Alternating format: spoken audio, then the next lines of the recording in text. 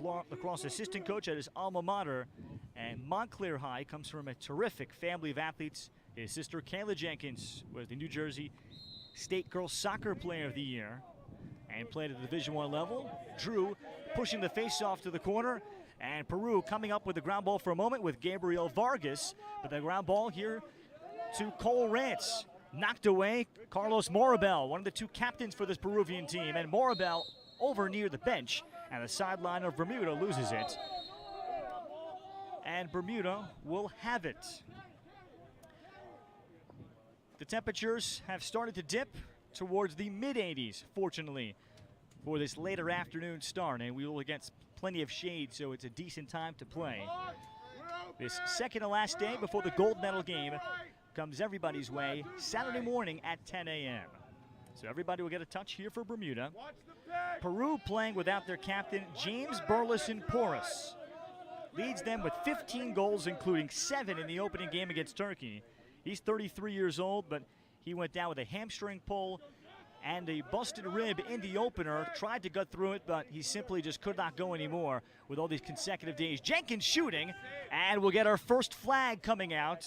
Drew Jenkins off the face dodge. Yeah, that was a good little two-man game up top. Little slip off the pick. He got the ball, went hard to the cage.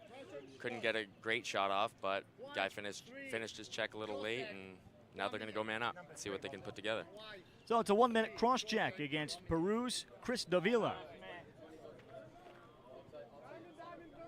It will have a seat, so the first man up now for Bermuda, and they bring on an elder statesman in Stephen Michael, who has done a great job passing the ball.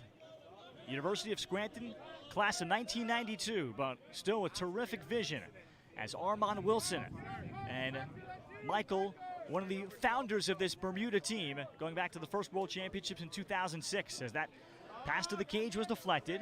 This is Cole Rance, club team at College of Charleston, and Bobby Walker. 4.5 minutes in. Michael to the crease, open look at a fake from Armand Wilson, the man-up finish for Bermuda, and they grabbed a 2-0 lead. Yeah, that was a good finish inside. They had a little bit of off-ball movement going. He got lost in the crease area. As soon as the ball got bumped low, he flashed the ball and was wide open. Flag was also out as the 1-minute foul against Chris Davila continues, so this will be a 3-on-2 on the face-off. Meanwhile, Stephen Michael adds his 6th assist, and Armand Wilson his 9th goal. Michael, at the age of 48, what kind of assists are you going to be dealing, Kyle Baker, at that age? Well, I'm hoping to still be playing at that age, but, you know, I take it year by year at this point. I just turned 30 this summer, and I tell all my Belgian guys I plan to be here for many more world competitions, whether it be the Euros or the World Games. So I'm going to play as long as my body will let me, and when that's over, I'll coach with them. Drew Jenkins with the face-off win, and reading your story, Kyle, that you weren't aware of the Belgian team until very recently, and it sounds to me that this experience has brought out some of the heritage in you on your mother's side. Your maternal grandmother was from Belgium. Your mom associates certainly with that being Belgian. What has that done for you, maybe emotionally? I wouldn't even say spiritually, but in terms of your heritage, this experience the last couple of years. Yeah, honestly, it's done a lot. I've in my years since college, I've really gotten in touch with, you know, the native culture and the culture of lacrosse. You know, focusing on your roots, your family, and the deeper meaning of the game, and that all ties into it with my Belgian roots as well. You know, at the last World Games is when I first got introduced to them, played with them in the Euros, and now I've been able to make multiple trips over there and see where my family comes from on my mother's side, and it's really fascinating and fulfilling at the same time. Steven Diaz was the shooter, and he just finished up his career at Farmingdale State, a Division III program on Long Island, after playing at Nassau Community College by way of Hicksville High School. So there was no backup, and the ball here to Bermuda. Goals from Bobby Walker, Armand Wilson have given them the 2-0 lead, nearly 7 minutes in. And especially from your case as a college assistant coach, do you find yourself kind of towing that balance between you have coaching essentially in your blood as this ball will come in, and Thomas Schober has it as the ball was fumbled by Cole Rance. How have you, as someone with not just a great play on the field, you're the team's leading scorer, but the mind where you are a coach professionally and you're trying to help along still a developing nation. How have you managed that balance between the two? It's been difficult sometimes, you know, kind of not wanting to step on toes and not wanting to, you know, overstep boundaries as far as a player goes. But all our coaching staff, everyone involved in the program is really open to comments and growth, because they know, you know, as a North American, I have more coaching and playing experience in the game. So the openness in our program and the willing to learn has just made everything great. Failed opportunity for Bermuda. They had Kalen Duff, an 18-year-old defenseman that's bound from the University of Maryland by way of the Culver Military Academy in Indiana. And they got it to Armand Wilson, down to Rance. Good ride. But he wasn't able to finish the shot. Here comes a 3-on-3 other way, following the ride of Bobby Walker.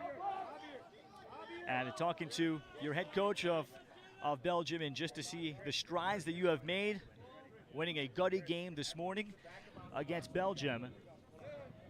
And how about the process for these players, where in many ways they don't see each other all consistently, and usually maybe you have one training camp where all 23 players that are on the roster are together multiple times.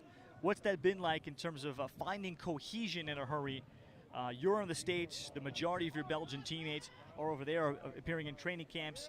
How about kind of balancing that as James Chappa shoots on the move? He hit the outside of the post and the ground ball in the corner. Yeah, you know, it poses a challenge. Obviously, you want to be on the field as much as you can as a team. We have a couple guys over in North America. We have guys from all over in Belgium who play against each other and with each other in the Belgian league. But when we can get together as a team, we try and get as much done as possible. So, you know, the weekend before we came here, we had pretty much full days of field time and classroom time, you know, getting all on the same page. The big thing is, though, in the off-season and the preparation time when we're not together. There's a great backhand shovel pass. Armand Wilson, the double came out from goaltender Thomas Schober, and it cost him. Cole Rance has the finish. It's 3-0. Yeah, that was a good goal there, good finish. Yeah, the big thing is the online presence that teams will have together, and the communication via Facebook, email, web chat, whatever you use, and that keeps everyone on the same page and makes sure all the communication is there. You know, we don't have any of those guys who will just randomly show up and play in a tournament and do their own thing, you know. Yeah, that seems to be important for many of the countries. There's some that maybe will accept that a little bit more, but yeah. But in your case, in our case, we really try and limit that, and I personally wouldn't want to be that guy anyways. You know, I want to be in Belgium as much as I possibly can, you know, and obviously with work and finances and stuff, that poses a challenge, but I was able to get over there in November. I was able to get over there for Euros the summer before, and you know, I try and help out as much as I can, but that's something I want to continue to do and continue to build on. Timeout on the field. We'll step away. 3-0 is the lead for Bermuda. Off to a great start in this opening quarter as the two teams battle the second to last day of these World Championships. We step away on ESPN Plus and back to Netanya in a moment. Today's forecast, always sunny.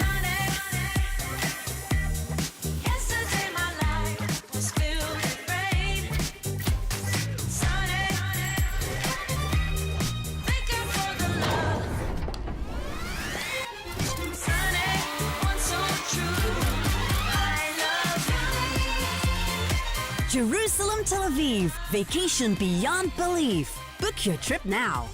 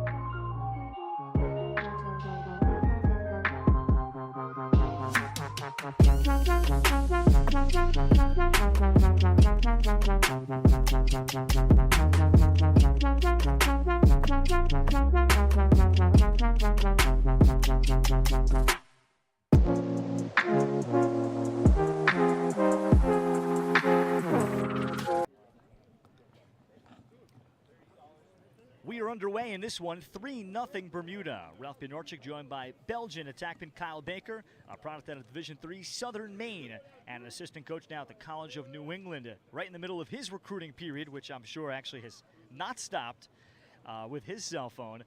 But 3 different goal scorers for Bermuda is the story, and we have just surpassed our media timeout. This Peruvian team playing without James Burleson Porras, as we said. His family from Huancayo, Peru. His cousin Thomas Schober is the goalie. And there's so many great family connections in this game as Drew Jenkins picks up the ball and has it. The starting defenseman, and it all starts really with a 17-year-old, and Ben Acosta, the starting defenseman for Peru, who I haven't mentioned yet. He found out about the tryout that was taking place in Florida, about the Peruvian from the Peruvian organizers off the internet, and was telling the current head coach, Ray Ryan, about it, trying to get through the process of trying out in the offseason in the fall and October. So Ray Ryan was working with him during his offseason because Ben Acosta has been a varsity player since his freshman year. He did so much for him. Ben Acosta's mom offered Ray Ryan a free trip out to Israel to essentially be Ray Ryan's kind of personal coach, help him out with lacrosse, etc., once they knew that Peru would take the 16-year-old to the Worlds. As this shot goes wide, Ray Ryan ended up attending a couple of the practices and got offered the job, essentially after just being around and working with his own student at All Saints Academy in Winter Haven, Florida, outside Orlando. So that's where this team was born, and Ray Ryan got going, had a tryout in January, and here is Peru already with a win and a team 7 months in the making that just got their uniform sometime in February. See, that's awesome to hear. You always love to hear about the growth of the game globally, you know, but for a national team to come into the making in just 7 months and be able to get a win at the World Games and be able to show up halfway across the world and put together a group of guys that can, you know, grow and play together out here is amazing. You know, that's what this sport's all about, and it's going to continue to grow that way. And as Rob Ryan described, this has been a surreal experience for him, and he's still a young coach. He's a teacher at the All Saints Academy, and he, I think, has already gotten much more out of this than just lacrosse.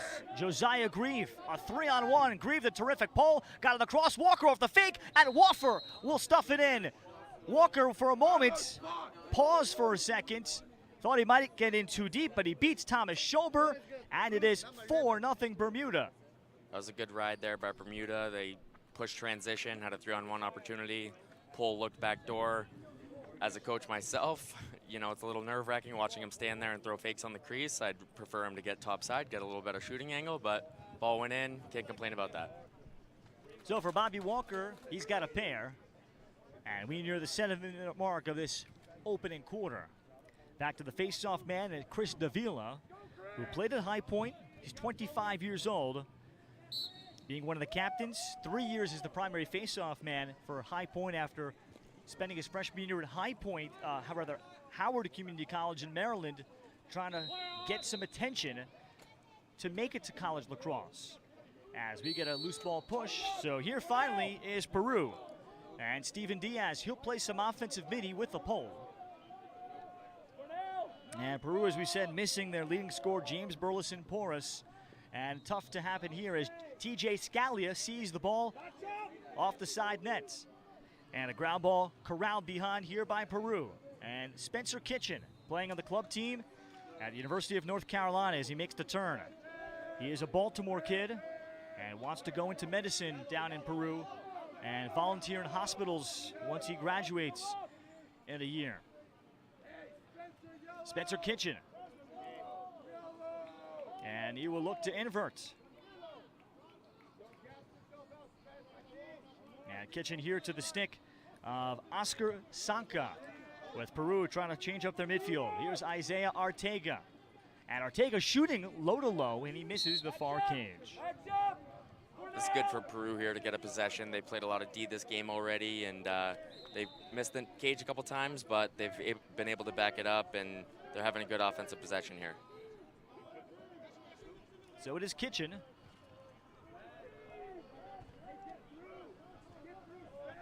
up by Gabriel Vargas, who plays at Alma College, a Division III program in Michigan.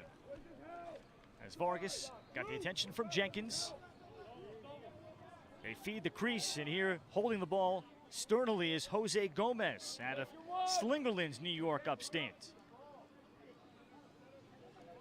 The pass up top, away from the stick of Isaiah Ortega, and here is Grieve on the push. Leading the 4-on-3, rants the other way, stop made by Schober. That's one of those opportunities I talk about, getting topside there. He gets that pass, he's wide open, he can't fade to the end line, right? He's got to get topside on the crease, a lot more net to shoot at. He's a lefty, that's all to his favor, right? Just place it around the goaltender there. And Kyle, me watching you play for the first time, and I imagine fading away on a shot is something that is probably a pet peeve of yours. Absolutely. Any of both my as a coach and a player, I should add, both ways. Definitely. Any players that play with me, but especially the players that I coach, you know, they hear that from me almost every single day at practice. Don't fade out when you shoot. Bring your body weight to the cage, get topside, get more net to shoot at. Bermuda does get the backup, but they'll have to earn this one with 4:20 remaining. Opening quarter, they've jumped out to another good start after taking care of Croatia yesterday, 10-1. Their opening game was a tough one, losing 8-4. It was a game that they were in against Wales, where they played zone defense the whole game, and Wales has proven they're going to finish in the top 13. They play a big game tomorrow against Jamaica. Up top, Perry. Room and time right into the stick of Schober. That's a great ball movement to set up an open shot. Might have been a little bit deep, but you just got to get away from stick side high. That's another thing I harp on my players all the time. Time and room, place it in a spot that makes it hard for the goalie to make a save. Stick side high, his stick's already there, easiest save to make. Another good ride by Bermuda, but that's Armand Wilson. He had no backup in taking the shovel shot. And I could just sense, I could feel your body reverberating if one of your College of New England attackmen takes that. Yeah, absolutely. We actually had a couple practices where I had to lay into the boys a little bit for shooting stick side high, but we got the message sent, and it didn't happen much after that. Peru just trying to start the clear process, and they'll get it here from Jesus Silva. And Silva, who plays one of the Peruvian club teams, says lacrosse helped him be more disciplined and improve his self-esteem.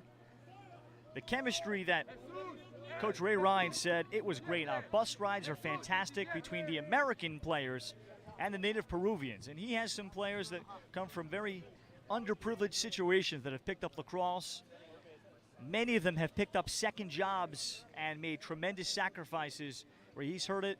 The stories where they've been working for about 6.5 days a week, really since December, once it looked like this would be possible for Peru to have a team to qualify here to make the travel. Of course, Peru being a long way from Netanya, Israel, that's in the area of 3 flights back and forth.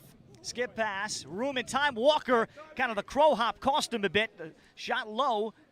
Schober made the save. Bobby Walker recovers it. And then he tried to feed the crease looking for Wilson, and Wilson couldn't reach it. Yeah, tough feed there on that possession. I mean, they had a shot, goalie made a good save. Once it's a broken play there and you get the ball back, it's fine to just pull it out, settle up, swing the ball again. You know, to try and force the crease immediately after that, the traffic's already drawn there. It's a tough play to make. Isaiah Ortega, and we have a timeout called by Peru with 1:49 left. Ralph Bednarczyk alongside Kyle Baker. Standout attackman, over 20 goals for Belgium in this World Championship, with one more game still to be played tomorrow. 4-0 Bermuda. And Kyle Baker also going into his, or just finished his 3rd year as an assistant coach at the College of New England in Maine after a great college career. Well, how has coaching helped you now as a player? Once you've had that in your background, you were a high school coach for about, I think, 4 years, 3 years college assistant. How has that impacted who you are on the field now that you do both? Well, you know, I always harp on my players to be a student of the game, and that's kind of the philosophy I've always followed. You know, whether before I was a coach, I always would try and watch as much lacrosse as I could, you know, study as much lacrosse as I could. You know, coming from Maine at least 12 years ago when I was in high school, it wasn't as big as it is now. You know, we really had to make an effort to expose ourselves to the game at the highest level. So being a student of the game is everything. You know, now that I'm coaching, it just translates to my play on the field. You know, I'm a smarter player. You know, I preach the saying, work smarter, not harder, right? As I said, I'm getting a little older, save the legs a bit, use my brain a little more, and it definitely helps out. And it helps you, relate to your players a little more too. I find that once in a while, if I'm, at practice and I can demo things the way I want them to be done, it just adds a little aspect to it that some coaches can't have, you know what I mean? So it's really nice to be in that situation where I can be a player and a coach at a high level, at the same time. Now, when you were at Kennebunk High School in Maine, I know it's southern Maine, so it's a little bit different than the super remote areas of that northern state, but you helped Kennebunk reach the program's first ever state title game. Did you start that program essentially where it was what we might compare as a developing program, similar to what you have in Belgium and that experience? Well, actually, believe it or not, Kennebunk at the time was one of the only real established programs in Maine, along with other schools like Cape Elizabeth and Yarmouth. But for being such a small high school and town in Maine, there's actually a lot of lacrosse pedigree that comes from there. Nick Myers, who's the head coach at Ohio State, Pat Myers, who's now the new head coach at Lafayette, my college head coach, my high school coach, Charlie Birch, who is the stepfather of the Myers brothers and who is now the head coach at UNE that I work for now. We are all Kennebunk grown guys. Head coach at Curry College, Tim Murphy. There's a lot of names, a lot of players that come out of this little town or have come out of this little town. So coincidentally enough, it was an established program. We hadn't quite made it to a state game, and so that was a really big thing for us, for our senior class to make happen. Kellen Duff, who starred at Lake Forest High School in Illinois, and now taking his talents eventually to Maryland as Armand Wilson comes across. Nice goal. And a little shovel shot that beats Thomas Schober. Armand Wilson with his second. Former 3-year starting attackman at Babson College in New England makes it 5-0. That was a good little face dodge right to the middle. He had a shovel shot available, and he put it off stick high. It's a good little finish, good shot. So an unassisted tally for Wilson, and it'll come here in the final seconds of the opening quarter. And it looks like we will not get the face-off off. That'll be it. Strong start for Bermuda, maybe the best they have had since arriving here in Israel. We'll step away and be back in about 5 minutes to bring you the second quarter. You're watching the 2018 FIL World Lacrosse Championships on ESPN+. Today's forecast, always sunny. Yesterday my life was filled with rain. Sunny, thinking for the love. Sunny, one so true. I love you. Jerusalem, Tel Aviv, vacation beyond belief. Book your trip now.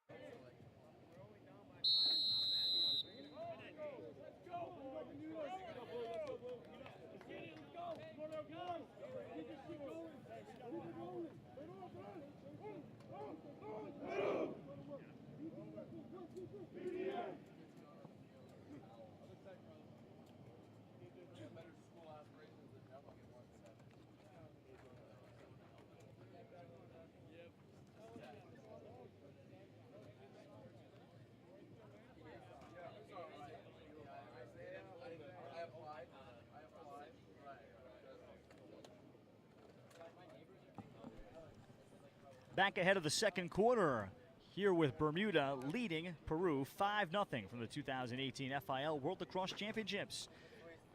This game is brought to you in part by Signature Lacrosse, the company built by the players for the players and focused on revolutionizing the progression of the game. Follow Signature on Instagram at Signature Lacrosse to stay up to date on product releases like Magic Mesh, the longest lasting, strongest, and #1 performance mesh in the game. And by Epic Lacrosse as we get procedure called against Jenkins of Bermuda. Epic Lacrosse, proud that so many teams from around the globe trusted for all their gear needs here in Netanya. Epic Lacrosse, live, play, and be. Opening possession belonging here to Peru. As on the handle is Chris Davila. And Davila eventually got rid of it after some sturdy stick handling. And back behind on the field is James Burleson Porras. Now, he was said, as Ray Ryan told me, he did not warm up, but 15 in white is on the field. So a rib injury and a bad hamstring. They were trying not to let him go as Burleson Porras, his feet up top, wasn't moving that great, but he is a terrific dodger. And he played 4 years at Stanford's club team. But the ball carried ahead by Walker. Wilson finds the cutter and just behind his teammate. That was a great look to the top and out of bounds. Back to Peru. Yeah, it was a great little transition opportunity there. Had a cutter right down the middle, wide open. You got to take the extra second and get that pass to him right there. And Kyle, how about James Burleson Porras? Was not supposed to go. We'll watch 15 in white, who's not right now behind the cage. Perhaps, if anything, as a decoy. Did you ever have a game where you were that hurt and then said, you know what, I should have played? Honestly, I didn't, because I was probably in the situation that he's in right now, where he was so fired up that he was just going to make it happen regardless. Similar to how I felt yesterday against the Czechs with my heels. But, you know, you can tell he may be hanging out at X more, just being more of a feeder. But if he adds an element to the offense that Peru thinks they need, then that's what he's going to do. Transition carry for Bermuda. So we'll keep an eye on Burleson Porras, and he is normally a workhorse midfielder. Great looking player, now 33 years old.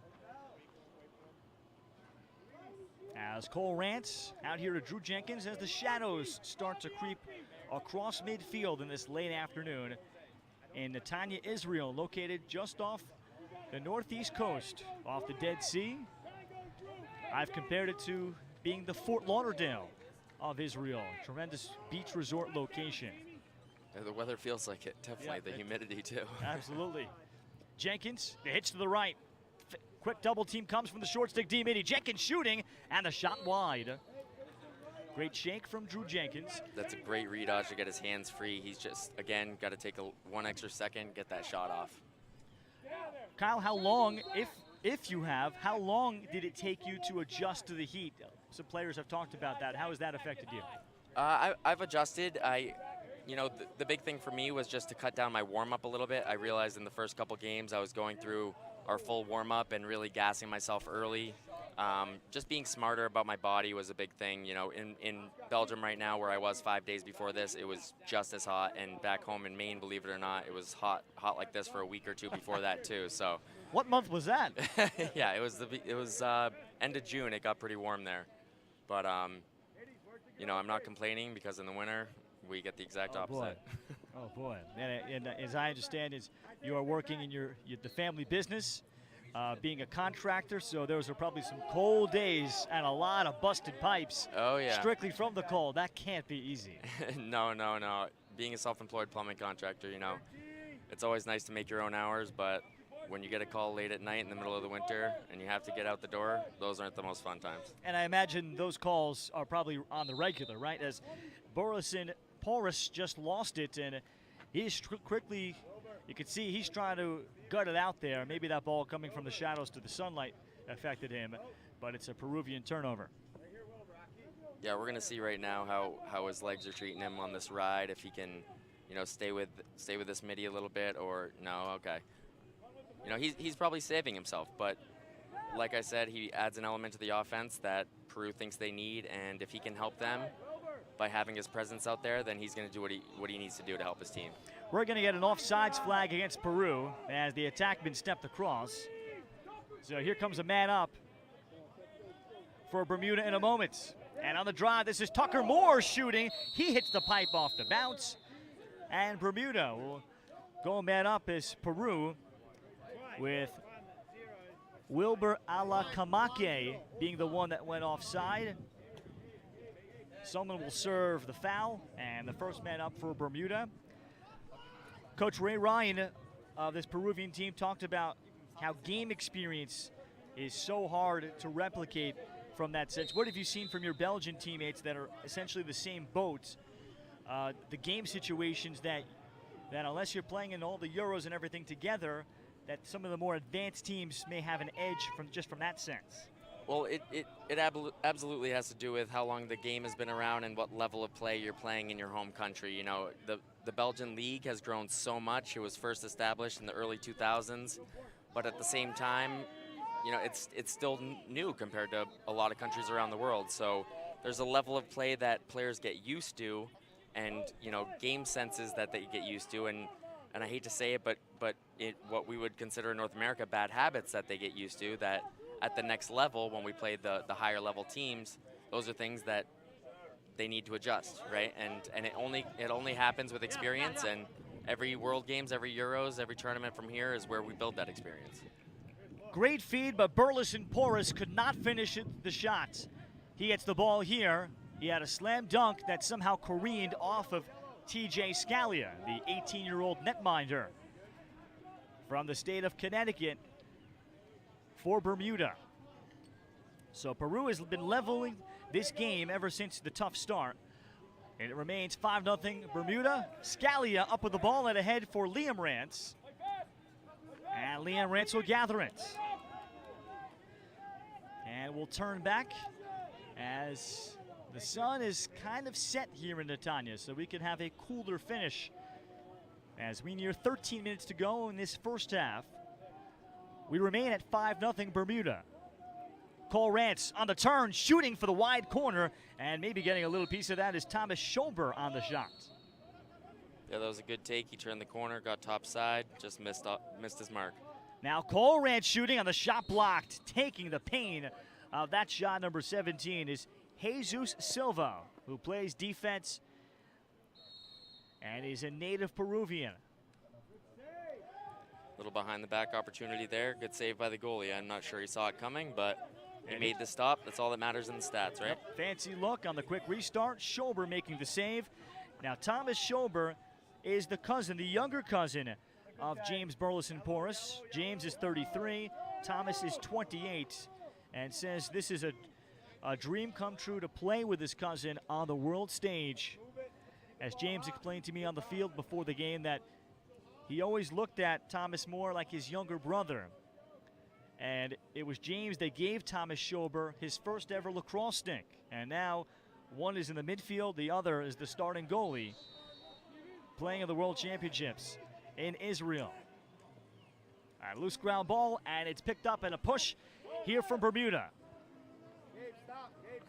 The push from Zach Perry, who just finished as graduating high school from Bethel, Connecticut. There's the shot and a finish. Zach Perry on the goal. Perry has played much better in the last few games. For Perry, that's an unassisted tally and his fifth to make it 6-0. Yeah, that was a little miscommunication by Peru there. Tough subbing situation. They had transition coming from Bermuda. The seas kind of parted, and he had all day long to carry down the middle and get a shot off. The D never slid. It was a fast break opportunity. You know, that's what you teach your midfielders from day one. If you're on a fast break, the D doesn't come, you take it to the cage. And for players like Perry, we will see the 18-year-old MacGyver Hay at some point. TJ Scalia's in goal. Kellen Duff still has a year of prep school at Culver Military in Indiana. Kyle, when you were 18 years old, can you imagine what that experience would have been like for you before you headed off that freshman year to Division II LIU Post? Well, I went to Merrimack College. Oh, Merrimack first, originally. Yeah. Right. But yeah, I mean, coming over, you know, halfway across the world and playing in a tournament like this and seeing the talent out here, whether you're playing against it or not, is life-changing. It's life-changing. It makes you respect what you have, respect the game more, and just carry a whole new level into your college freshman year. Grieve winds and fires. Josiah Grieve has been Bermuda's best player here in Israel. He is able to shoot and finish. That is his first goal of the tournament. Again, transition look from Bermuda. Peru's got to stop ball there, right? The D has to come, has to get on hands. As soon as he becomes a threat and he's in shooting range, he's going to step in and let it fly. So Grieve hitting the shot, a Division III player out of Baldwin Wallace, Ohio, and playing with the Ohio Machine on their reserve roster. Timeout called. We hit the media timeout. The two teams will relax for a moment. We will do the same. 7-0 Bermuda in the lead over Peru. You're watching the 2018 FIL World Lacrosse Championships. We're back in Israel in a moment.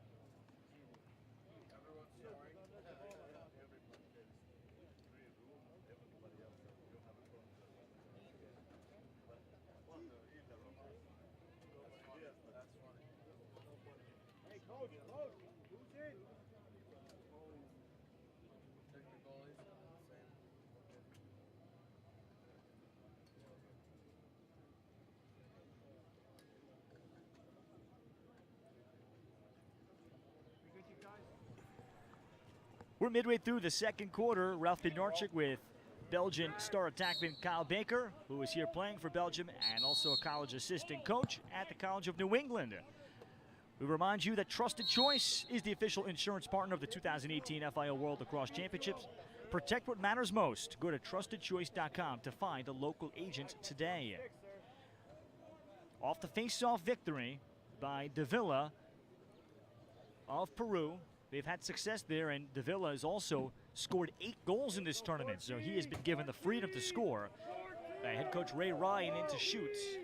It was primarily just a face-off get-off, a fogo, while at High Point under coach John Torpy.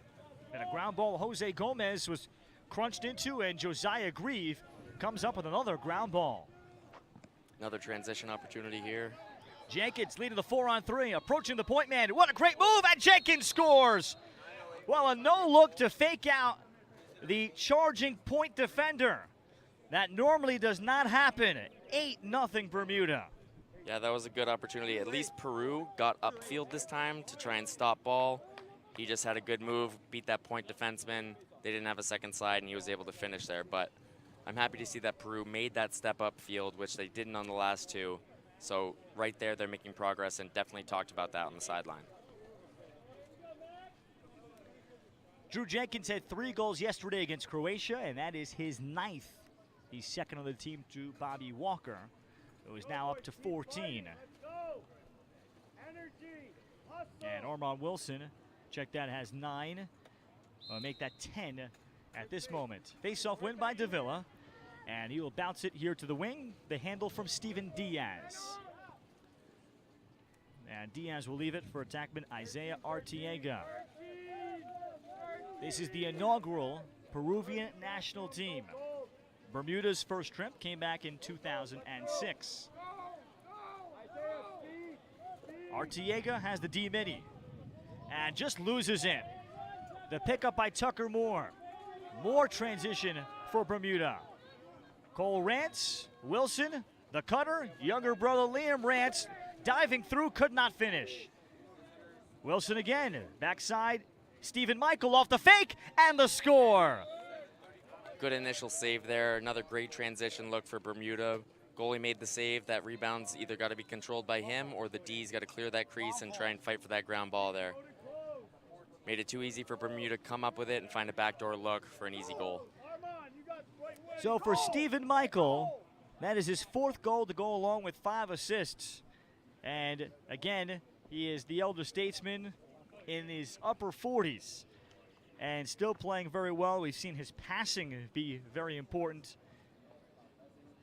And that's what's been remarkable, too, about this tournament, Kyle Baker. We have a 16-year-old on the field, and Ben Acosta, who is starting defensively for Peru. There's a number of 16-year-olds, actually, that have made teams, or class of 2020s, as procedure is called against Drew Jenkins. And then we have a number of players in their 40s, a father-son combination for Luxembourg. I heard about that where Dennis Ritz, who is a lawyer from Paris that moved to Luxembourg not long ago, learned about the lacrosse team, got his son Coleman into it. Coleman just picked up a pole about 5-6 months ago, and he has been playing as a defenseman for Luxembourg in their first World Games as they try to build a team out of that small country. So you have all kinds of different age groups. There is nothing quite like it. It really just shows, again, the growth of the game, right? You know, 12 years ago or 14 years ago when I was 16 years old, the thought of not only a tournament like this, of this size, in a part of the world like this, but the thought of kids my age being able to play at this level was just unheard of, you know. 30-second hold, and the first man up coming for Peru. You would really at that time have to ask for a raise in your allowance if you had made the Belgian world team at that time at the age of 16. Oh yeah, I definitely would have had to do plenty of chores around the house to make that happen. You would have been a big deal in the state of Maine. They would have written several stories about that. No problem getting a prom date then. Nope. So Peru starting off, and kind of a 1-4-1 look. But off the wing, we will get a loose ball push without possession against Josiah Grieve. James Burleson-Porras back on the field is playing a crease attackman spot. So the do-it-all midfielder again not playing anywhere close to 100%. The pass is dropped by Isaiah Artiega, and Bermuda off and running again. Led ahead by defenseman Stephen Mayer. Grieve, he cuts through, continues, missed a great look. Yeah, and the man up for Peru there, they just got to handle the ball a little bit better, right? Take their time, spread out a little more, and calm down. Especially when they have a couple solid poles up top there, they need to spread out more, get those poles away from your hands, and be able to make a couple passes before you can find your look. On the other end here, 21 for Bermuda. You know, he had a wide open shot opportunity, and he brought himself again, fading away from the cage, and tried to go back over the top. And that's why he missed the net. He could have simply placed that in the corner right in front. Drew Jenkins, he shoots low to low. Good shot there. Shooting mechanics from Drew Jenkins, and he's got 2 goals in the quarter, and it's a 10-0 lead for Bermuda. Great hitch over the top, stepped into his shot, brought some heat low to low. Every lacrosse coach is going to tell you, shoot low and away, right? Low off stick. Hardest save for the goalie to make. He placed it right in that bottom right corner. It was a great shot. Jenkins was a rotation short stick D-midi for Syracuse. And he won a national championship as a freshman on a loaded team back in 2011. Dad played football at Hampton. Sister Kayla Jenkins, a Division I soccer star. And face-off win here from James Baruso Poros. So he will back it up. Another sister is the field hockey coach at Montclair High School. Sister Kayla played her collegiate soccer at Pittsburgh. Coming up on 3 minutes to go in the second quarter. Yeah, 15 for Peru there. We talked about him not even warming up coming into this game. You know, probably with a couple injuries, couple things bugging him right now. For him to just be willing to jump from attack, to take a draw, win the draw, get the possession, that just shows what a warrior he is, right? He's out here to battle and help his program. And I guess in the sense, look, we're all leaving in a couple days anyway. Yep. I'm already planning on some healing time when I get home. Oh boy.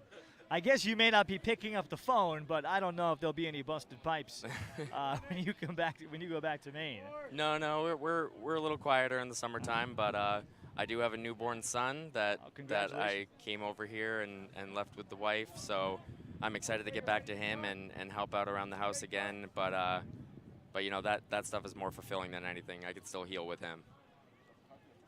And a lot of time watching Peppa Pig while you ice up. Yep, absolutely. Down the right alley, Spencer Kitchen trying to get himself going, and he's had a good tournament. 10-0 Bermuda. And Peru, they have prided themselves that they've been in most of their games. As a shot goes wide, but of course having your best player essentially completely limited or taken out of the game, and a workhorse mini like James Burleson Porras will do a lot. And James from 2006 to 2009. And then he's also been a coach at Division III Southwestern University. I believe that is in the Dallas area as this shot goes wide. And again, it's kept by Peru. Again, he's trying to make things happen. You know, he may not have the pep in his step, the ability to get separation there, which is why he had a trail check on his shot, but he's grinding, he's trying to make it happen for Peru right now. Burleson Porras, again trying to use a little two-man game. Continues through, missed on the look. Well, Kyle, if you've had a rib injury and bad hamstring, you've popped a tire, what are the things that really affect you as a player, you know, aside, I guess, from the obvious things? Well, the tough thing about a hamstring is, you know, when you get into full stride stuff, you know, when you're in tight, you're going 3/4 speed, you know, little dodges like that, it's not so bad. When you have to run full speed, that's when it starts to hurt. With a rib, those are really difficult to play with. You know, any shot motion, any deep breathing even, that type of stuff really affects you. So, you know, all the respect to 15 right now. Save was made by Schobert, and the rebound kicked all the way out to midfield where Kalen Duff is able to collect it. Tucker Moore looked to feed Stephen Michael in tight. And looking to grab it there is Ben Acosta for the first time. So Acosta heading into his junior year of high school at All Saints Academy in Central Florida as he lobbed it ahead for TJ Scalia. Scalia will toss it all the way to the other end to take care of the first half. Maybe the best half Bermuda has played, regardless of the level of competition. They have a 10-0 lead over Peru at the break. We'll return in about 10 minutes to bring you the third quarter. This one is day 8, gets into the night session here from Israel on ESPN+.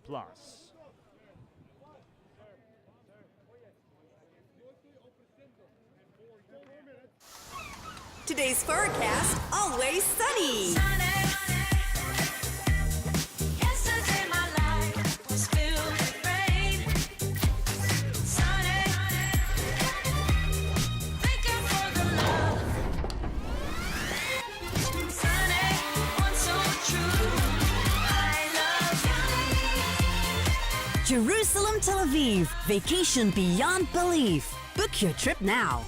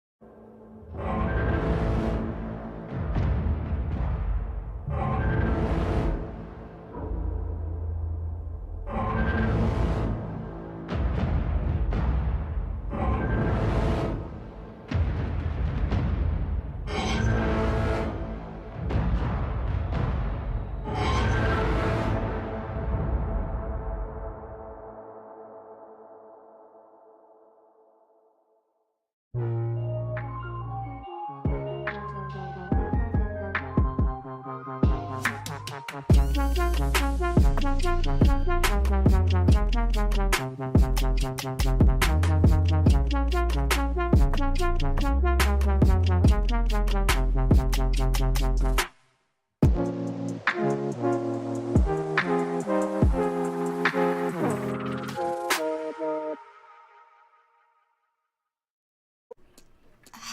We're looking for insurance. Let's see who's free. Is your insurance agent trapped? Probably. When agents work for only one company, their options are simply limited. But a Trusted Choice independent agent is free to shop around to find you a better deal. Free to do what's right for you. Find an agent at trustedchoice.com.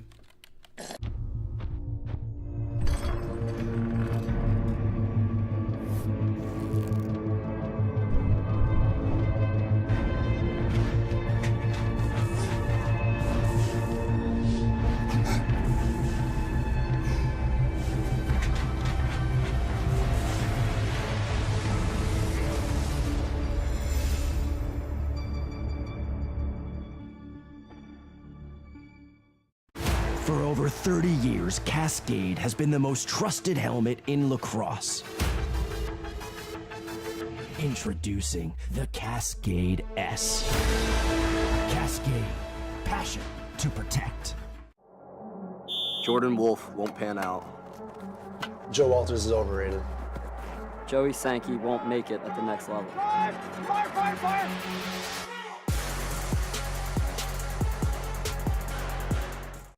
She only went furniture shopping 3 days ago. There's no way it got there so quickly. She said everything was available in stock, 3-day delivery. Wow.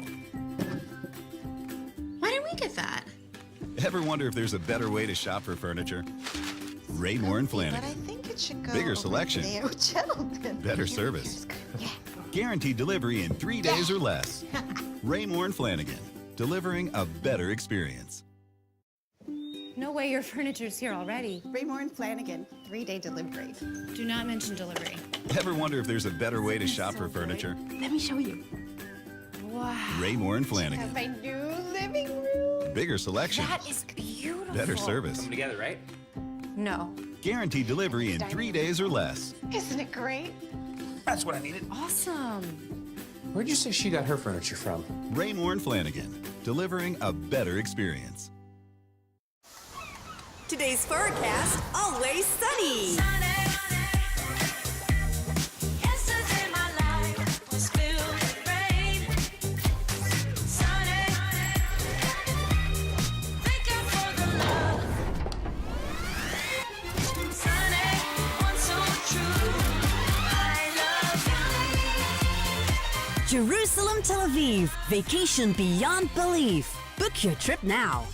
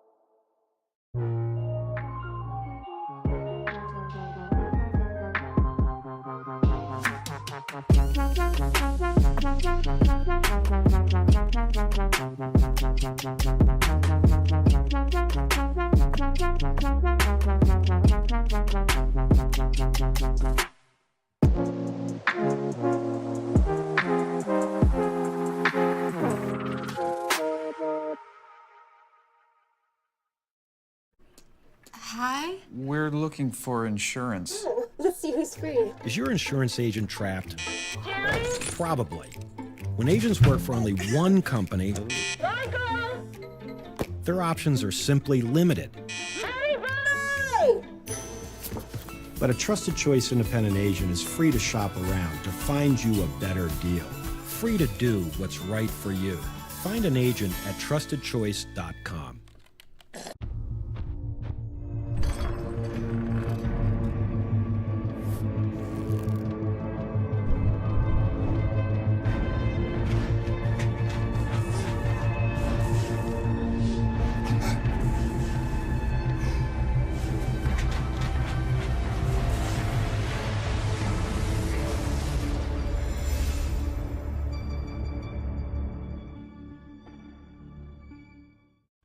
For over 30 years, Cascade has been the most trusted helmet in lacrosse.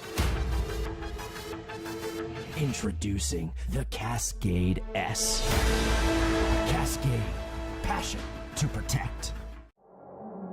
Jordan Wolf won't pan out. Joe Walters is overrated.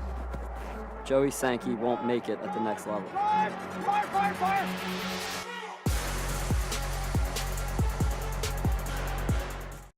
She only went furniture shopping 3 days ago.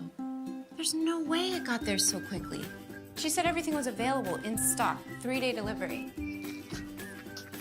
Wow. Why didn't we get that? Ever wonder if there's a better way to shop for furniture? Raymore and But I Flanagan. think it should go Bigger over selection. there. Oh, gentlemen. Better service. Yeah. Guaranteed delivery in 3 days or less. Raymore and Flanagan. Delivering a better experience. No way your furniture's here already. Raymore and Flanagan, 3-day delivery. Do not mention delivery. Ever wonder if there's a better way to shop for furniture? Let me show you. Wow. Raymore and Have Flanagan. my new living room. Bigger selection. That is beautiful. Better service. Together, right? No. Guaranteed delivery in 3 days or less. Isn't it great? That's what I needed. Awesome. Where'd you say she got her furniture from? Raymore and Flanagan. Delivering a better experience. Today's forecast, always sunny. Yesterday my life was filled with rain. Sunny, thank you for the love. Sunny, one so true. I love you. Jerusalem, Tel Aviv. Vacation beyond belief. Book your trip now.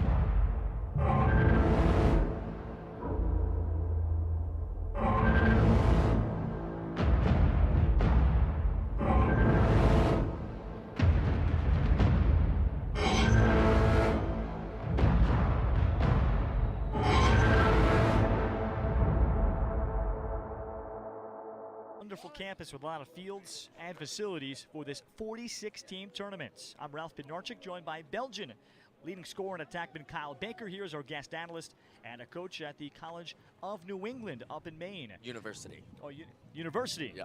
Of University of New England, yeah. There we go, okay. So it is a 10-0 Bermuda lead. Pair of goals for Bobby Walker, Andrew Jenkins. Peru has been shut out, but they've already, as Coach Ray Ryan felt, we've already won because we're here for this tournament.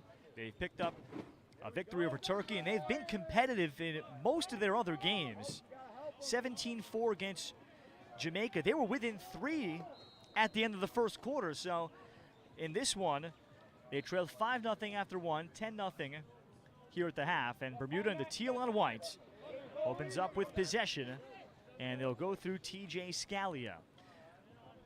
Well, if you're Bermuda coach, Pat Scarpello, Division III head coach at FDU Florham in northern New Jersey, in Teaneck, rather in Florham, and FDU is the The main campus is in Teaneck. What do you think he told his team, who's obviously played pretty well, leading 10-0?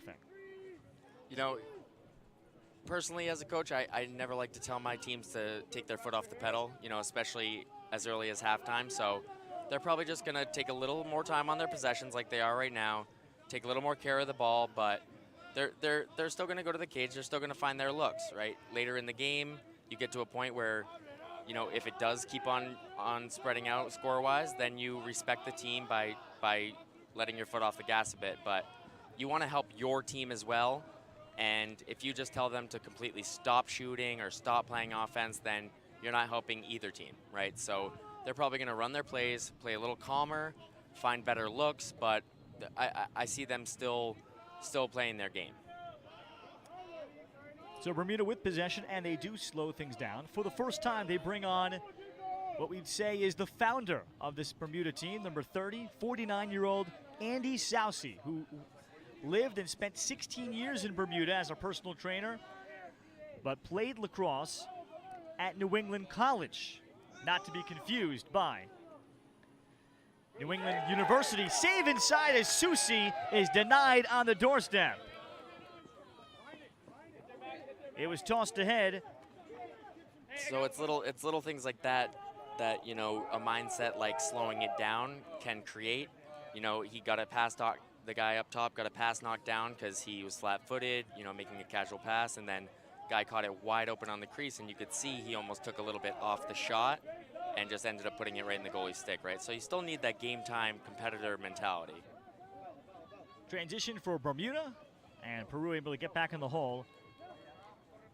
Alvaro Guerreros, 18-year-old backup goalie, is now in the second half for Peru. He had just made that next save as they're still developing him. He's been a goalie only for a couple of years. As a flag is down now against Peru. Yeah, you know, I actually don't mind that flag as a coach. A guy has an open look on the crease. He's going to try and go behind the back when he's up 10 goals. You absolutely put him on the ground. Jenkins shot, and he hits his own man, Armand Wilson, square in the back. And Wilson is going to try to run that off in the far corner. Wilson's trying to band it. I'm sure you've had that happen, Kyle. I don't know what you said to your teammates afterwards or later on that night, but how about dealing with that? Oh yeah, it's never fun getting hit by a teammate's shot, but you know, it's part of the game. It happens because if you have, you know, movement in front of the net, off-ball movement, cutters inside, creating screens and havoc in front, it will happen. And I'm unfortunately have hit more players than have been hit myself, and I can bring some heat. So I always feel bad when it happens, but as long as there's no serious injury there, I know they can toughen it up. Walker with a man-up ending. Walker hits the shots. A little bit of a hesitation whether or not to slide there. Walker takes advantage and drills it. He's got 3 and starts the scoring in the third quarter. Yeah, Peru man down there.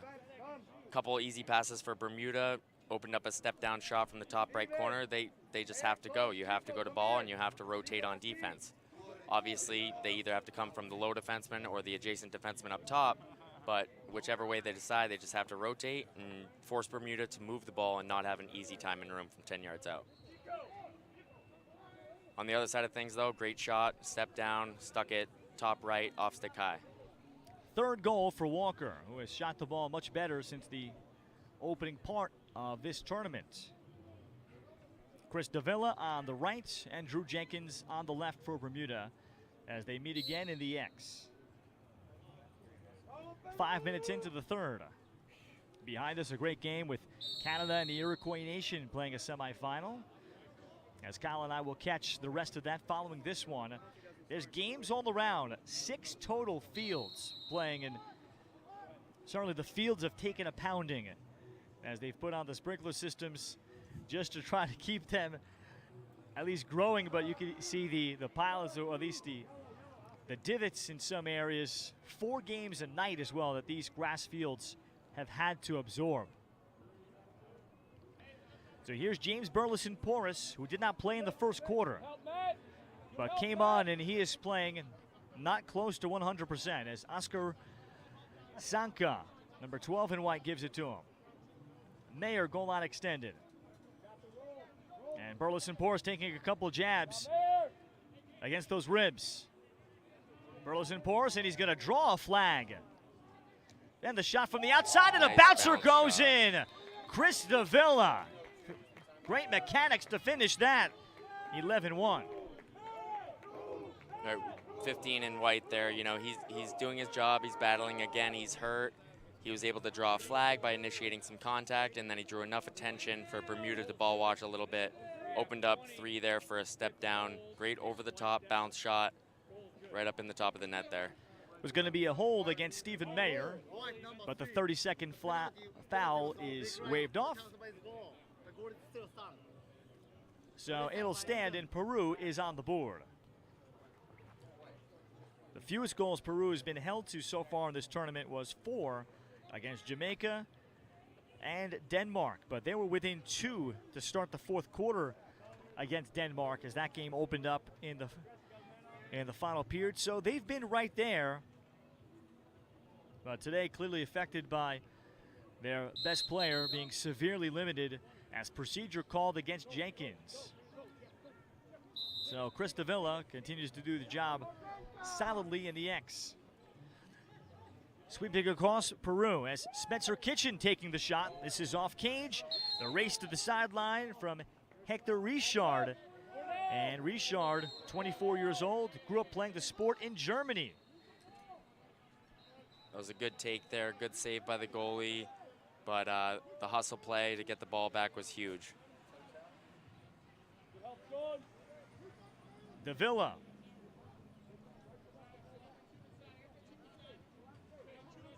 Spencer Kitchen. The slide coming from the crease. And the pass across, knocked down. And Oscar Sanka, 22 years old, played it across, and they could not connect with a pass with Hector Rashard pursuing it, and Stephen Mayer the clear. And Mayer showing good wheels. Bermuda's look great in transition, but the pass is away from Wilson, and Mayer tried to lead him. Yeah, Bermuda's going to get upfield with their attackman a little bit there and set up the fast break. They had a guy sitting behind GLE, not quite at X, but behind GLE. They had a 5-on-3 opportunity. They need to put their attackmen in scoring opportunity spots, right? If they're behind the cage, you're taking away a shooting spot, especially in transition. They had to force a longer pass than they should have and just threw it out of bounds there. So James Burleson Porras will hold the ball behind. He has 15 goals to be among the leading scorers in this tournament. He hurt himself, both the hamstring and the ribs, in the opening game against Turkey. Of course, you go from playing training camp, 1 exhibition game against Colombia, when you arrived at Peru won 8-6. Then you get on the field, and Burleson Porras is essentially a guy that doesn't leave the field, and he wore down progressively as that injury continued to get aggravated and worse. Yeah, you know, you see that a lot with the newer nations. I had to handle that a little bit 2 years ago at the European Championships. You know, when it's a little harder to move the ball around cleanly and set up a team offense, you tend to have the higher level players quarterback a bit, and you become the ball carrier. You know, you're handling the ball a little more, you're trying to set things up, but you're also taking the most beating and drawing the biggest and best defenseman from the other team. So it doesn't surprise me that he's worn down a bit, but I'm just pumped that he's out here. He's battling. He just got an assist. He drew a penalty. He's still trying to help his program as much as he can. Ball kicked ahead, and for the first time on the field, 33 in white, Nick Mason, who's got a goal and an assist. He attends Kimball Union Academy up in New Hampshire, and he's the class of 2020. Big kid, 6'5", midfielder. That is, Pat Scarpello said, we learned about him. He is only scratching the surface, and he wanted to be here. 33 here? Yep. And as Mason handles, and he'll shoot, and this one dinged the pipe with a free shot. The flag was out. And Mason is, Pat Scarpello said that his time will come. Made the varsity at Kimball Union. Yep. Yeah, I actually used to play against Kimball Union because after Kennebunk I did a postgraduate year up at Holderness School in Plymouth, New Hampshire. We played in the same league as KUA, and they have a great prep lacrosse program. You know, that's a next level above a lot of public school programs in New England. And you know, if he made that varsity team, and just looking at him with the size he's got, there's a lot of potential there as a player. Right? Once he fine-tunes his skills a little bit, he can take it to the next level. And 9.5 to go. Scores 11-1 Bermuda. We take a timeout on ESPN+.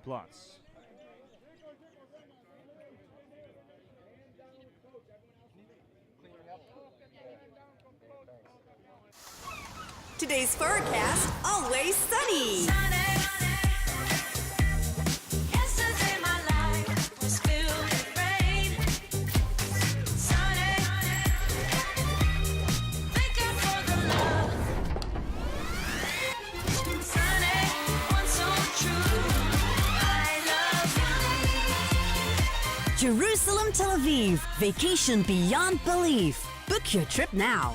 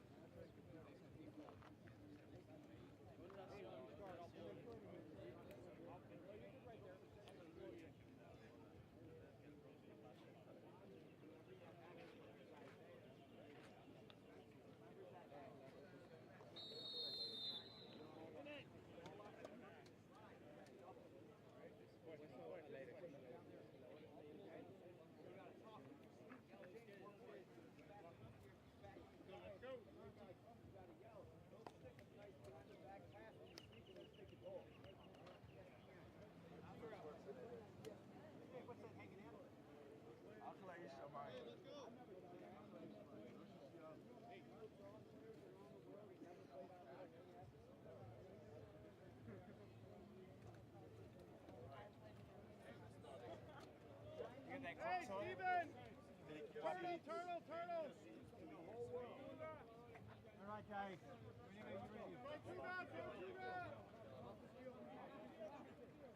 Good to go.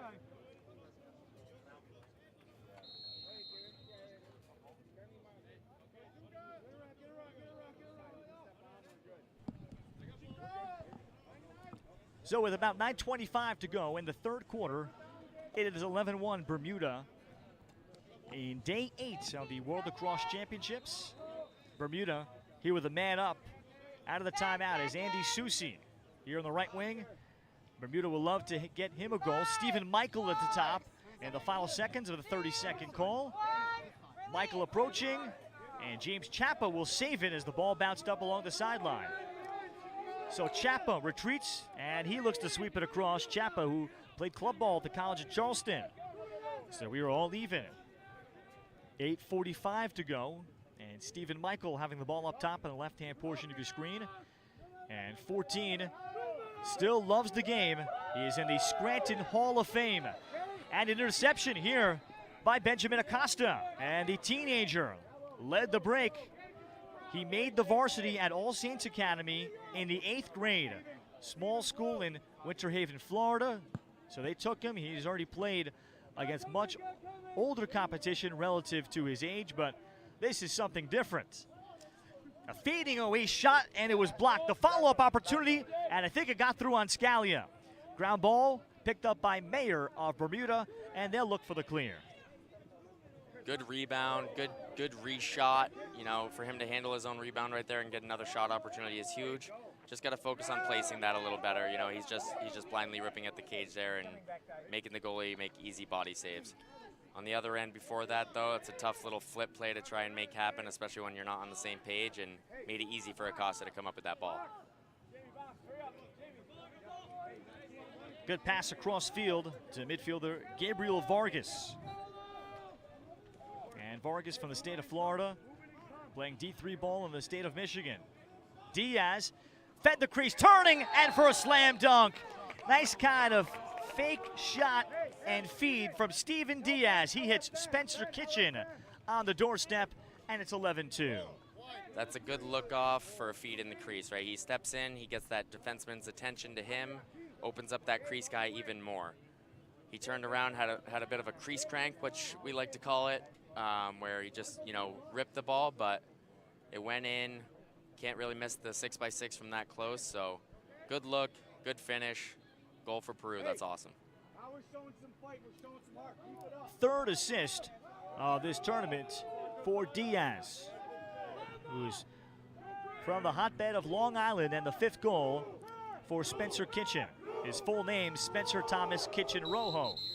In the Peruvian culture, you have essentially like a secondary last name. You only go with it with the full last name when it's hyphenated.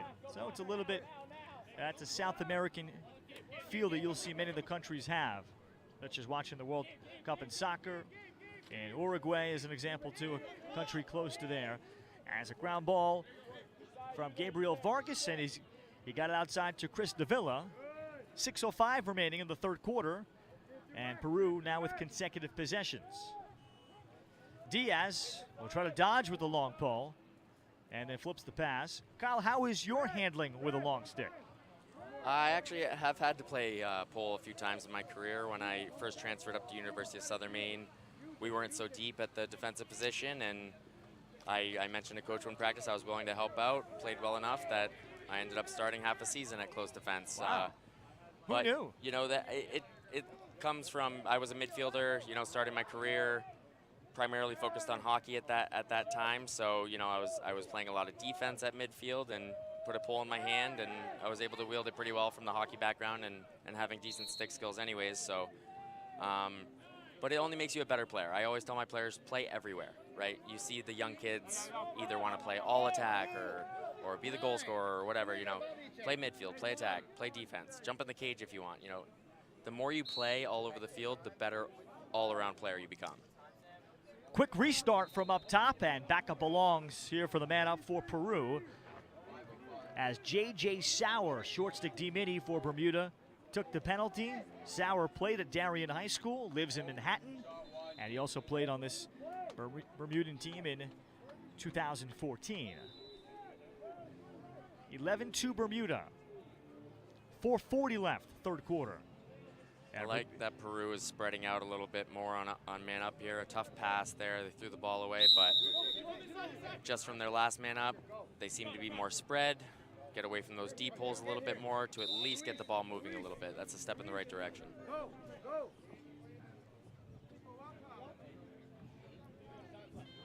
Jenkins, and his quickness always a problem for opponents. He's tried to slip the pass through to Wilson, and that's Stephen Michael backing it up. Michael played at St. Anthony's High School on the island before having the great career at Scranton, and has been a pillar of this Bermudan program. So whenever Pat Scarpello can get him on the field, he will, along with the other elder statesman, Andy Susi. But they're both in great shape and have great minds for the game. Perry, and the shot, that's buried. Whoa, good look, a short hitch from John Bonvetti into the upper right corner, and that makes it a 12-2 lead. It was a good hard dodge down the alley, right? He drew that defenseman. Maybe shouldn't have slid adjacent right there necessarily, but he drew a slide, opened up a wing shot. Good drawn dump, good finish. For John Bonvetti, his 2nd goal of the tournament. And we'll hit the 3-minute mark of the 3rd quarter in this continuous 20-minute quarter. We will have stoppages in the final 3 minutes on goals, flags, and of course call timeouts. Procedure is called as going over the ball as Chris Davila. And Bermuda has it. Jenkins from New Jersey. His grandmother is Bermudian, so he's learned a lot more of his heritage since he started playing for this program, as that shot is ripped wide. Michael on the restarts. And the pass getting away from Nick Mason. Mason tried to leave it for his defender. He could not get there. Timeout by Peru, just as they were starting to maybe create something off of a scramble with 2:10 remaining here in the third quarter. So we're into our final day tomorrow, and then the gold medal game will be played on Saturday morning.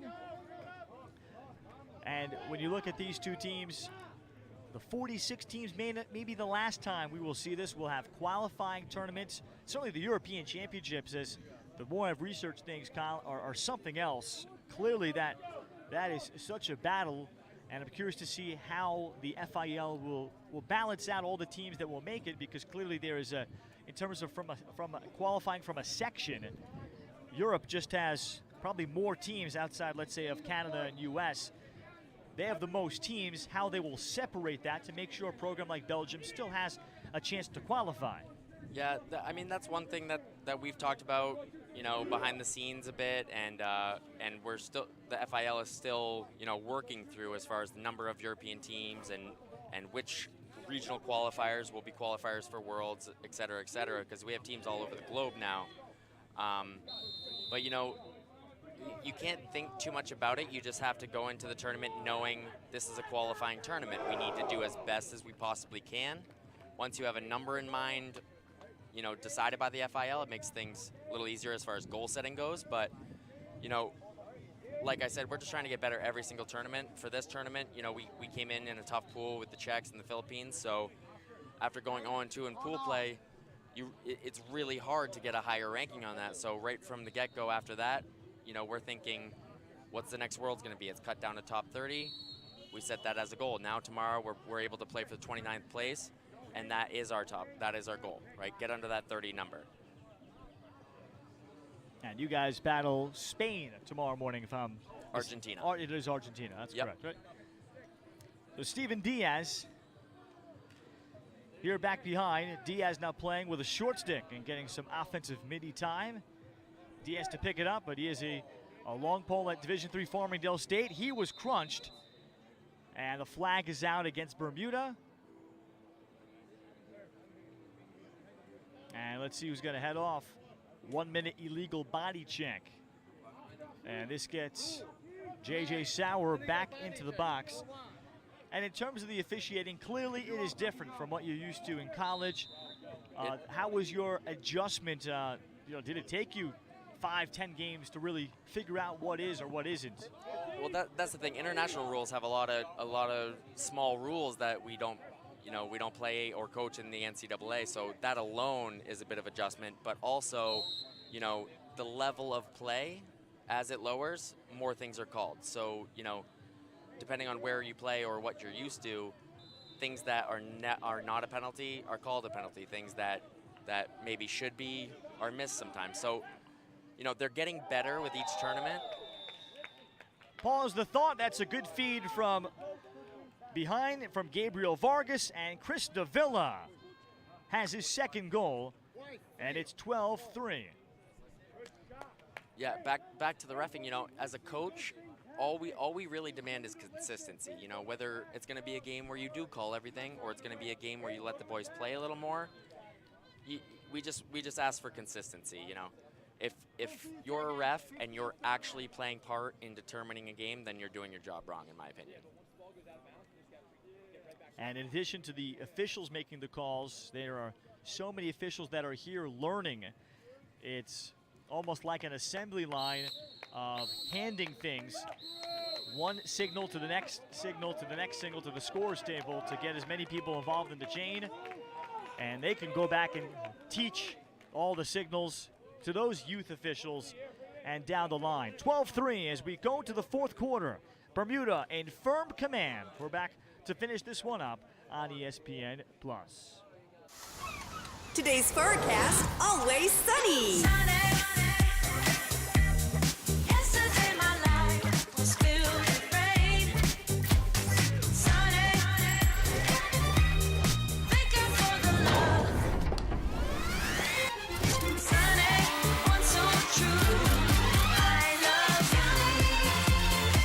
Jerusalem, Tel Aviv. Vacation beyond belief. Book your trip now.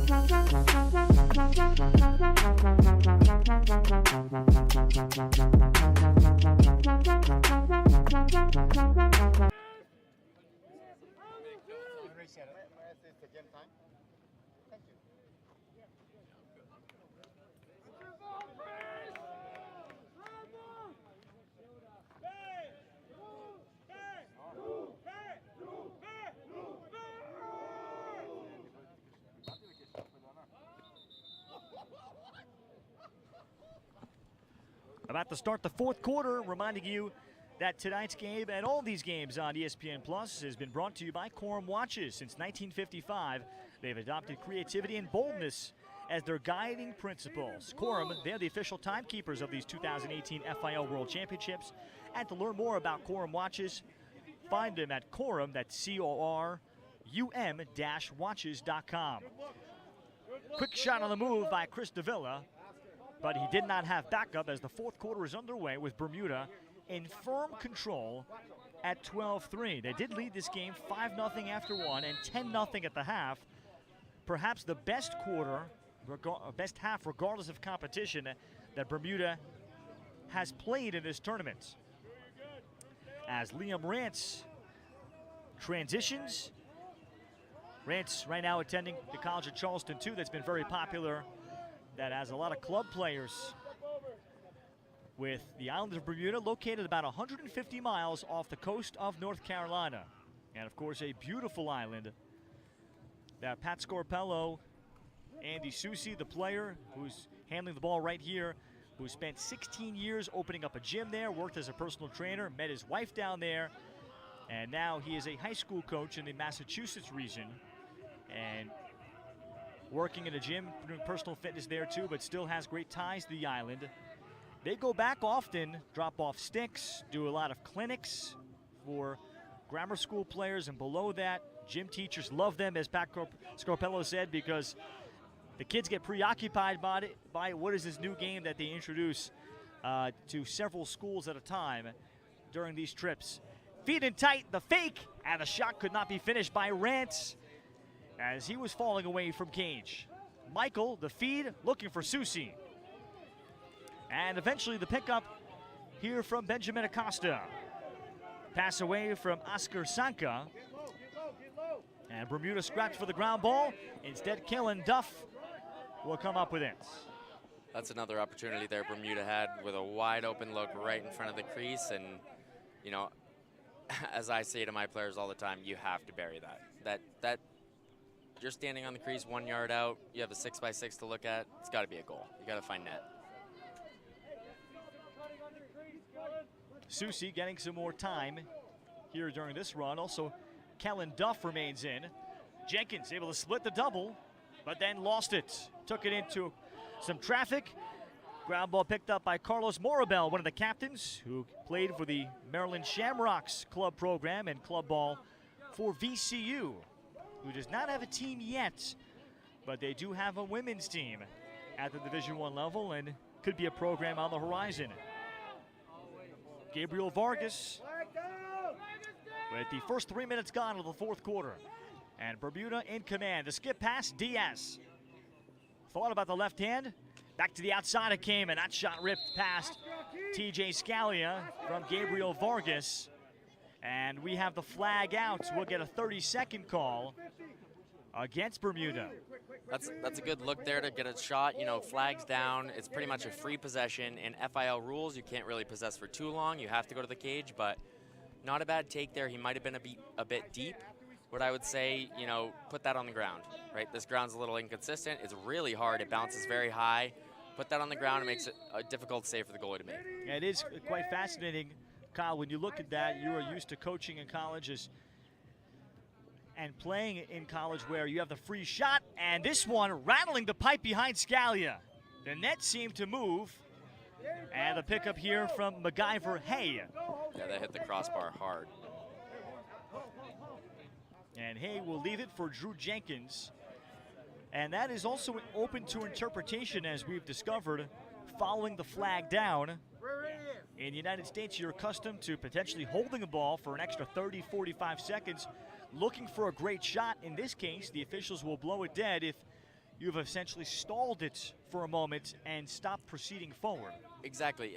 In my opinion, it's a little contradictory to the way most FIL rules differ from NCAA, because, you know, we have a shot clock call on the stalls, we play quick restarts, you know, we have over and back to speed up the game a bit. But I love that rule. You know, you have to go to the cage when the flag is down. You can't just sit on the ball for a possession.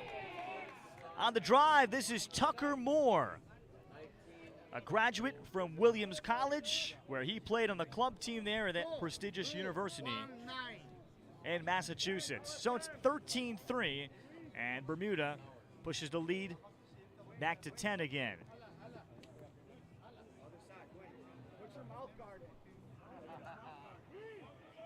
With the first 5 minutes gone. And of course, to get a camp together to practice with the rules, much different than the experience of it. Oh, absolutely, absolutely. You know, the Belgian guys, in their league, they play the FIL rules, so it helps them a lot. For me, it's got to be a quick mental adjustment, and I still catch myself on the field kind of being like, you know, what was that call? When in reality, they had it all right. I'm just thinking NCAA-wise. But, you know, the rules are getting closer as the game grows, and I feel like it's going to continue in that fashion until, you know, everyone's playing exactly the same rules eventually. But, you know, you got to make adjustments like any player or coach at any level, right? And we've seen that certainly just in the basketball world between the FIFA rules and the NBA, where the lane has been widened by the NBA, adjusting to the rest of the world. And the FIBA, not FIFA, FIBA, the correct acronym. So that was a significant change recently as this shot goes wide. And women's college basketball adjusting from the halves into the quarters to adjust to what the rest of the world is playing. Absolutely, and you know, as sports grow, you adjust to continue that growth, meaning media coverage, TV, you know, quarters gives TV a couple more breaks for commercials. Stuff like that is all part of growth of the game. That's why lacrosse is speeding up at the highest levels in the MLL and college, because it's more entertaining to watch, right? Chris Davila, meanwhile, just added his third goal. So he's played well for Peru as he got the feed from behind. And the lead is 9 for Bermuda. So Peru has been still playing hard here to the finish. A program that got its feet under itself only about 7 months ago.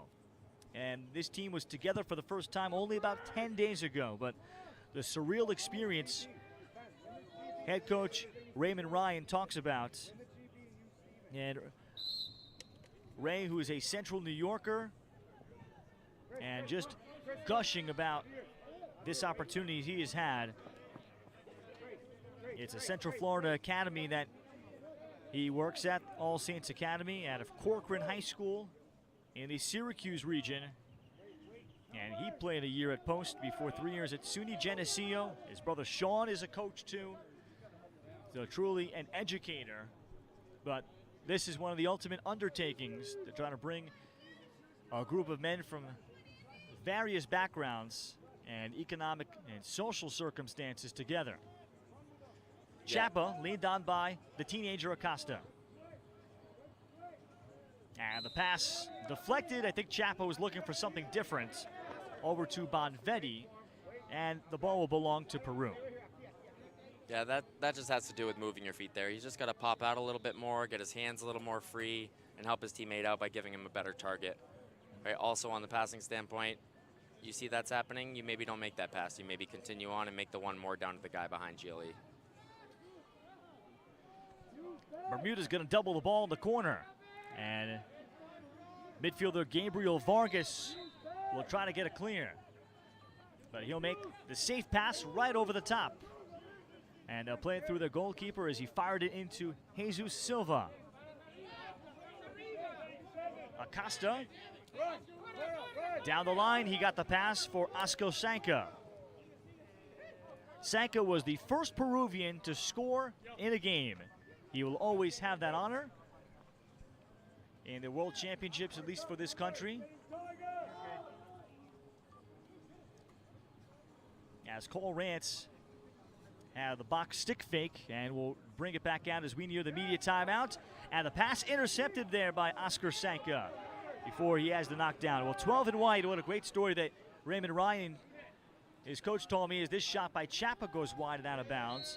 Oscar Sanka, who's 22 years old, who plays for the Volcanos Lacrosse Club in a town called Arequipa.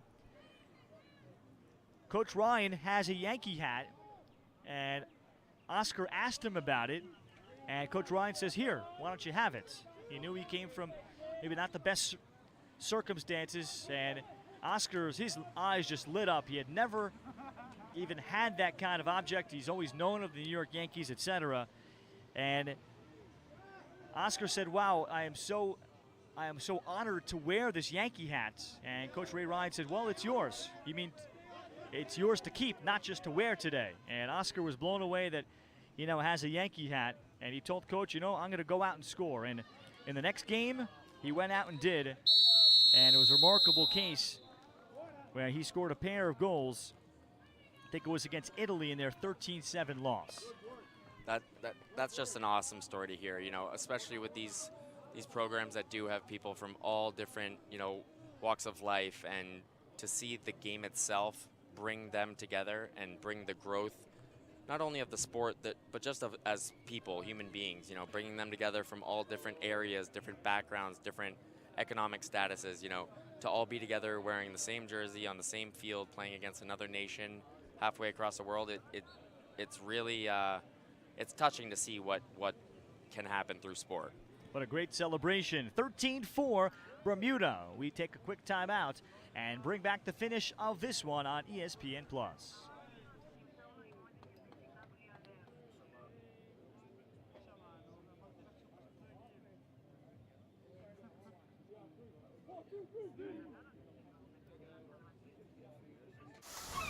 Today's forecast, always sunny. Yesterday my life was filled with rain. Sunny, thinking for the love. Sunny, one so true. I love you. Jerusalem, Tel Aviv, vacation beyond belief. Book your trip now. Today's forecast, always sunny.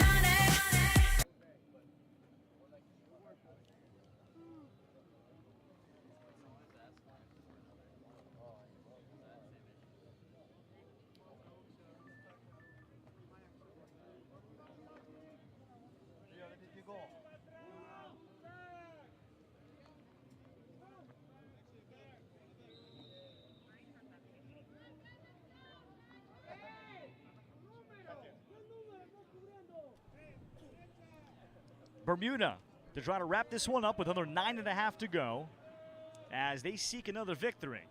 And Bermuda, after a very tough start, blowout losses at the hands of Puerto Rico. They lost to Hungary. Hungary, their first win, 7-6 back on July the 15th, but they've worked through some lesser competition. New countries like Luxembourg, Taiwan, Croatia, lopsided scores, and tonight Peru. This shot by Chapa dings off the pipe and will be out of bounds. And as a result, of this game should the score not drastically change. Bermuda is going to find themselves in a situation where they will be at least 37th and a chance to increase their spot by 1 tomorrow. In the finale of this long week of games, Chapa nearly jarred it free. Stephen Michael will scoop. And Michael back to Chapa on the hitch. And the nice finish. He's able to shoot across his body and bury the goal. That is his first of the game. The lead back to 10. That's a good catch and finish inside. Again, Bermuda's found a lot of crease looks, more so earlier in the game, which I think is why Peru seems to have dropped into a zone to eliminate those crease looks inside, and they're sinking in a little bit more. They have a short stick in the middle, watching that crease area, but the broken play caused that to spread out, which opened it back up again. It's a tough luck for Peru, but it's good for Bermuda to get that ball off the grass and get that in the crease area and find that look. Chapa's first goal, he's played primarily in the first midfield here in Netanya, Israel during this tournament. Jenkins and Davila have taken every faceoff. The main faceoff man for Bermuda, want to mention D. Ming and wish him well. And he played club lacrosse at South Carolina, now working for Under Armour and doing the Under Armour Midwest region tournament there, as he's a face-off man, D. Ming, with some kind of thumb injury. It's been a rough tournament for him. His equipment, his stick did not arrive until 3 days into the tournament. It was lost in transit, so he is a face-off guy. And Kyle, well, actually I should say attackmen as well, are very particular about their sticks, so he had to use a foreign stick to him, and he struggled for a bit, rebounded against Croatia last night, playing hurt, but they discovered that it's going to be too much, so D. Ming, the main face-off man, not going for Bermuda. Liam Rance, and his shot is off target. Yeah, that's always tough, especially as a face-off guy. If you have any type of hand, thumb, wrist injury, you know. Whoa, behind the back shot, Liam Rance hold the thoughts as Stephen Michael hit him, and Peru did not communicate. Little around the world action there from number 4. I like it, looks good. In a game up over 10 goals, might not be the best decision, but hey, he finished the goal, scored for his team. Make it 15-4. Back to the thought about the sticks. I'm sure you are very particular about them, probably guarding them closer than your wallet. Yeah, that's one thing actually some of the Belgian guys are starting to pick up from me as they as we stay in the dorms together is, you know, I treat my stick like my baby. You know, you treat it well, it treats you well, in my opinion. So I make sure the pocket's always nice. I always set it head side up if I lean it against the wall. You know, keep the good luck in it. In my, you know, I'm a little superstitious. Okay, so that has that. I was going to say if that leaning may tilt the stick in any way over time. No, just I mean just leaning it in the corner. A lot of people put the butt end up because it's easier. I put the head up. Just a little superstition I have to keep the goals in it. You know what I mean? So, but I've always been a fan of treating your stick very well, making sure it's always dialed in, and it will reward you on the field. Mayer missed the shot. Michael returned it to him, and then a good trail check there from Peru to knock it free, and a good job from recovering, I think, by Luis Fernando Sulca there, a 20-year-old from the San Agustin school in Peru. Again, about him losing his stick in travel, we actually have a player who still has not got his entire gear bag and has been playing with a mishmash of gloves, arm pads, whatever. And you know, that's the issue when you're traveling through planes and you know, traveling for an athletic tournament is if you lose a bag, you lose a bag, and you have to adjust and make it happen. Well, that's remarkable. Wow. So when that equipment arrives, it'll just have to go follow him back home to Belgium. Yeah, I mean, if it ever does, hopefully he can track it down. He may just have to tell them to send it back to Brussels, but you know, it hasn't come yet. So we have one game left. Not much else we can do.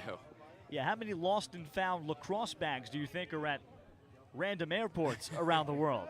Yeah, a lot. Well, when we pulled in, actually, we saw a couple national team bags that were from earlier flights that had been, you know, delayed or something. But it's kind of funny to see, you know, our bags come out on the conveyor belt and then see a Swiss bag or a Danish bag or whatever, and those teams aren't there, but it's showing up a little after the team did.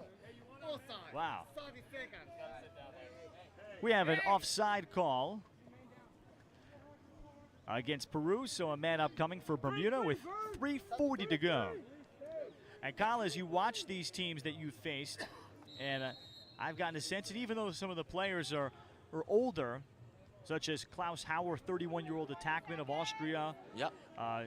James van der Veerdonk of the Netherlands is another example. How about some of the players you've seen that from other countries that, wow, this guy would absolutely right now be a star Division I player if he was there. Granted, the age different, but to me, there are some players like that that could step right in, and even, I don't know about Major League Lacrosse yet, I have to see him a little bit more, but there is some talent that is exceptional. There's a good feed to the crease. Cole Rance got it from Jenkins to add to the lead at 16-4.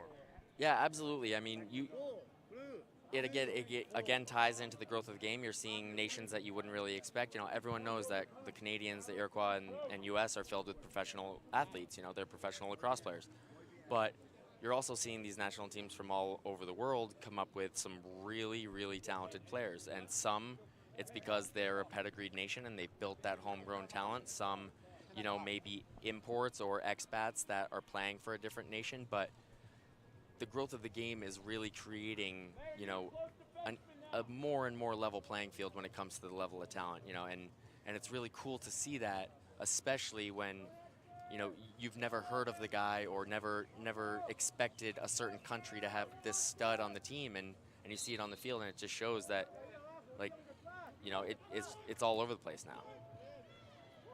And off the draw with under 2 minutes to go, this will be the pickup from Oscar Sanka, who will be taking his Yankee hat back home to Peru in a matter of hours. His new Yankee hat.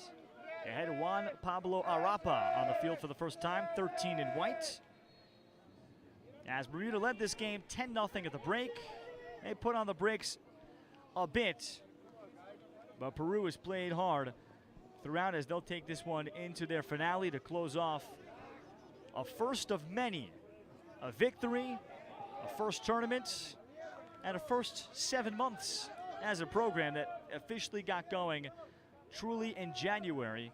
And once Raymond Ryan got the job, and now he's got things set up where he is down in Central Florida where they can have training camps moving forward and get more guys together. There's a lot of people with Peruvian descent in the U.S., New York area too, and lacrosse regions that they can add on.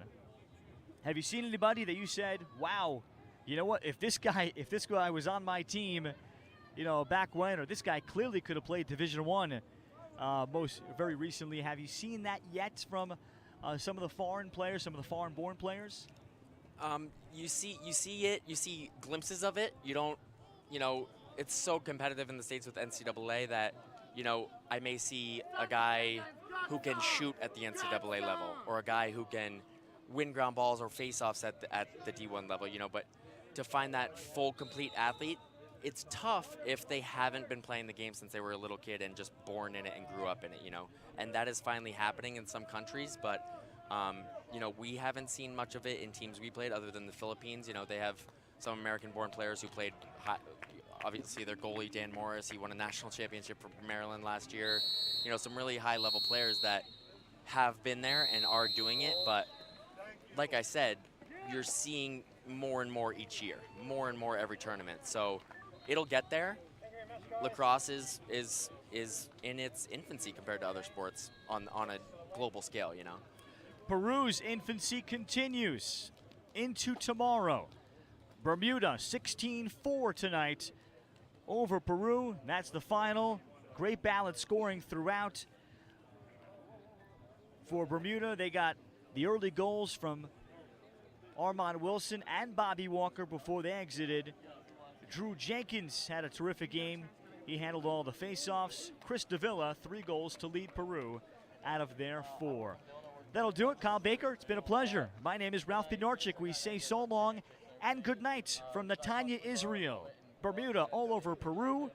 more lacrosse is still around the corner with our night games getting all the way until 9:45 local time still to play, as well as our 2 semifinals out of the champions brackets. Tomorrow is day number 9. I'll speak to you then on ESPN+.